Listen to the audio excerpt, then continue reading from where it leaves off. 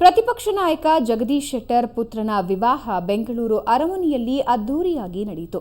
ಹಿರಿಯ ಕಾಂಗ್ರೆಸ್ ನಾಯಕ ಸಚಿವ ಶಾಮನೂರು ಶಿವಶಂಕರಪ್ಪ ಮೊಮ್ಮಗಳಾದ ಆಂಚಲ್ ಜೊತೆ ಶೆಟ್ಟರ್ ಪುತ್ರ ಪ್ರಶಾಂತ್ ವೈವಾಹಿಕ ಜೀವನಕ್ಕೆ ಕಾಲಿಟ್ಟಿದ್ದಾರೆ. ಸಿಎಂ ಸಿದ್ದರಾಮಯ್ಯ ಸೇರಿದಂತೆ ಹಲವು ಗಣ್ಯರು ವಧು-ವರರನ್ನ ಆಶೀರ್ವದಿಸಿದರು. ಇನ್ನು ಚಿತ್ರ ನಟ-ನಟಿಯರು, ವಿವಿಧ ಮಠಾಧೀಶರು ಸೇರಿದಂತೆ ಹಲವರು ವಧು-ವರರಿಗೆ ಶುಭ ಕೋರಿದರು. ವಿಶೇಷ ಅಂದರೆ ಹಲವು ವರ್ಷಗಳ ಬಳಿಕ ಮಾಜಿ ಸಚಿವ ಜನಾರ್ದನ ರೆಡ್ಡಿ ವಿವಾಹ ಕಾರ್ಯಕ್ರಮದಲ್ಲಿ ಕಾಣಿಸಿಕೊಂಡರು.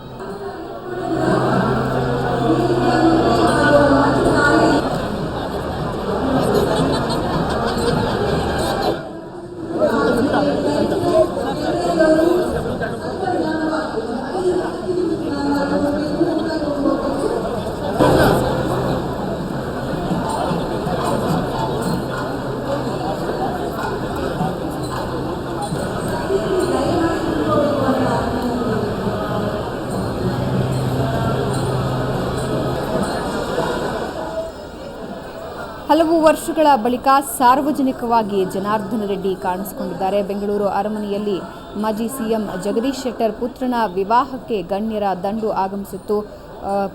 ಶ್ರೀರಾಮುಲು ಜೊತೆ ಜನಾರ್ದನ ರೆಡ್ಡಿ ಈ ಕಾರ್ಯಕ್ರಮದಲ್ಲಿ ಬಹಿರಂಗವಾಗಿ ಕಾಣಿಸಿಕೊಂಡಿದ್ದಾರೆ. ಆಂಚಲ್ ಜೊತೆ ಇಂದು ಸಪ್ತಪದಿಯನ್ನ ತುಳಿದಿದ್ದಾರೆ ಜಗದೀಶ್ ಶೆಟ್ಟರ್ ಅವರ ಪುತ್ರ.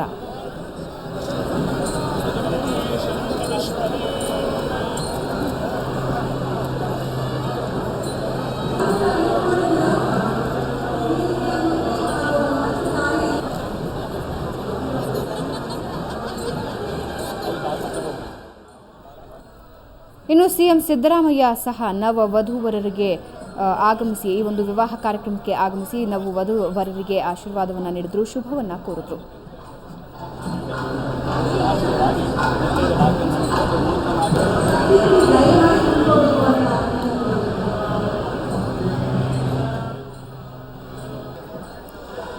ಆಂಚಲ್ ಜೊತೆ ಇಂದು ಸಪ್ತಪದಿಯನ್ನ ತುಳಿದಿದ್ದಾರೆ ಪ್ರಶಾಂತ್.